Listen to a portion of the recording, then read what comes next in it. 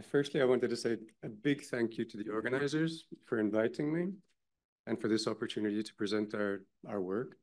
And well, congratulations to you as well. I was just saying to my new friends over here that it's really good to see Greece taking these initiatives. And I'm hoping that I can use Greece as the use case in a few years' time for other countries. Today, I want to explain a bit about what we do. So the Joint Research Center, it's part of the European Commission, it's the DG, for those of you who don't know. Its purpose is to support European policies with scientific evidence. Its advantage is that it's an independent body. It's free from any economic interest. More or less, okay, these figures are a little bit outdated. We're about 3,000 people now working there, and it's spread over 6 different member states.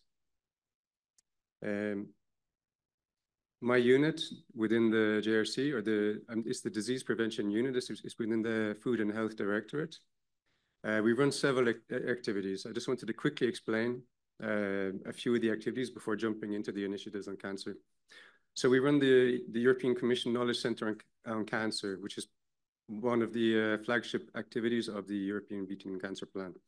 What we do with it is we use it as a way to bring together a lot of the information, a lot of the various activities that are happening at the EU level. We all know that there's a very huge playing field out there, and to have an overall picture of what's happening is very difficult. And this is one of the things we try to do, is to try and bring a bit of clarity to that. If you visit our website, you'll be able to see information on, for example, we try to give information to researchers on the latest calls, the latest things that are happening within projects, the latest things that are happening within the Joint Research Center that we're doing. Within this, we run the European Cancer Information System. This is the system which pulls in all of the data from the various national cancer registries. And we also chair the European Network of Cancer Registries. So this is a message to whoever's setting up the cancer registry here. Please get in touch with us, because we can start the discussions on how to get you involved in that. This data is used then to do all of the various statistics at a European level, and it's also going to be used to measure, so as for some of the KPIs of the European Beating Cancer Plan. We also run the European Cancer Inequalities Registry, which is highlighting various inequalities between member states and within regions of member states for various cancer types, for various measures, basically all the measures we can pull in. There we also run some cancer inequality fact sheets. So we kind of highlight some of the various inequalities within certain cancer types.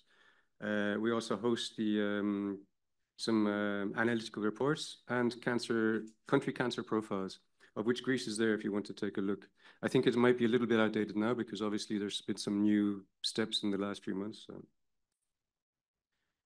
We also run a health promotion and disease prevention knowledge gateway, where we create briefs based on scientific evidence.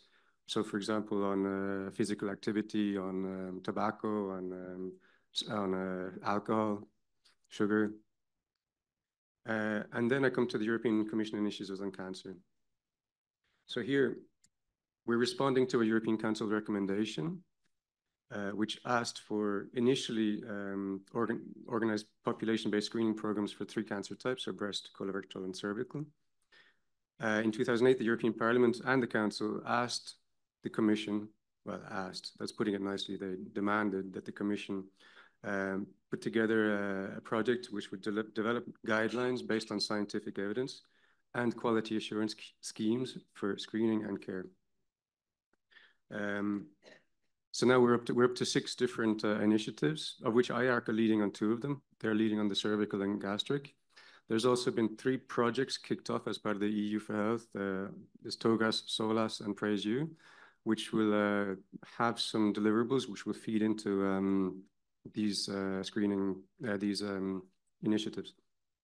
And just as a side note, for one of the initiatives on the breast cancer, we're currently there's currently a call for an expression of interest for a vice chair and for members. So just in case anyone's interested, or if you want to spread the word, that's open until the 17th of July.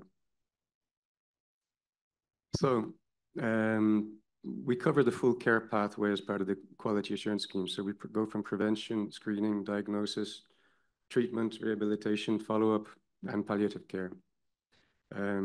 So this is one of the ways that we can respond to this question that was of the title of the presentation. Main features of these schemes, they focus on organized population-based screening, covering the entire care pathway. They are scientific evidence-based.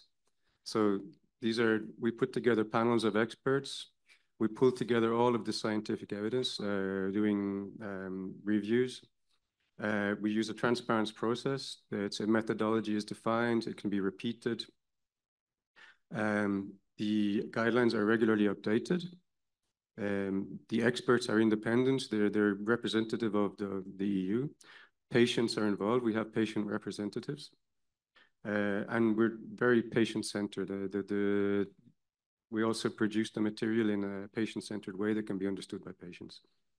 There are also public consultations on these.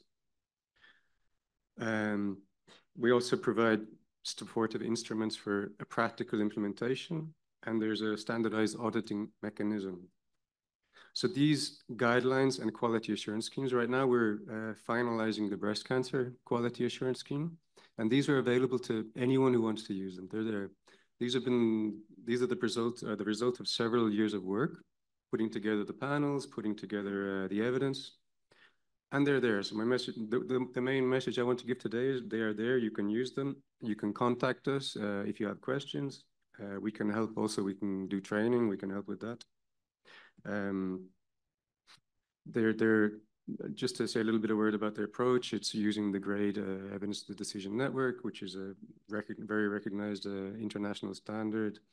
Plain language, and they're completed by a collection of guidelines on breast cancer care.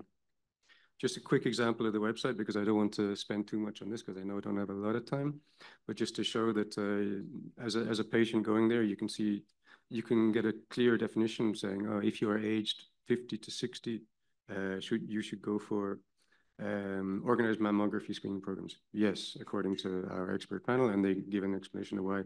Then you can dig deeper if you want into the evidence behind it and into the whole procedure that led to that choice. The uptake of these guidelines, just to show that there's been quite a large number of countries already that have either adopted or just taken as is and translated, or have just come to us for the use of the systematic reviews that we used in the process, which is also an option if you need. And just to show even an example from the Italian government, where they've literally taken some of our guidelines, translated into Italian, and they use it as part of their guidelines. The quality assurance scheme is the vehicle that we use for the implementation of the guidelines, and it's the way to measure. It gives you KPIs that you can use to show how you're doing in this whole life cycle of the cancer care. Again, like I said, it covers the entire care pathway. You have your standardized auditing. It's obviously voluntary. No one's forcing you to do it, but it's a modular scheme, which means you can also take parts of it, implement that. And we provide supportive instruments to implement. The scheme composes of two components. One is for the operation and certification of the scheme. The second part is for the service requirements. The certification modules, they encompass the scope of the certification. And there is a single legal entity that is responsible for this certification module. So you'll have something to show that you're certified. The service requirements, you have tumor-specific requirements, general cancer care requirements, continuity of care requirements. All of this bundled into the quality assurance manuals. Here, just a quick example of screening indicators. Just one that we've identified. So this would be on screening covers, so you can have something quantifiable, something you can measure against in the future. A lot of the participants earlier talked about the importance of data and of measuring. So this helps with that. An example of a treatment quality indicator, so something more subjective. And just to say that we have piloted this QA scheme. We piloted it with 20 entities. This finished last year. This was successful. So the feedback basically was deemed a success. Of course, we had to make some modifications based on various feedback we received. We're finalizing that now, and we expect to have the thing released at the end of the summer, ready for take-up. And efkaristo poli. Thank you for listening.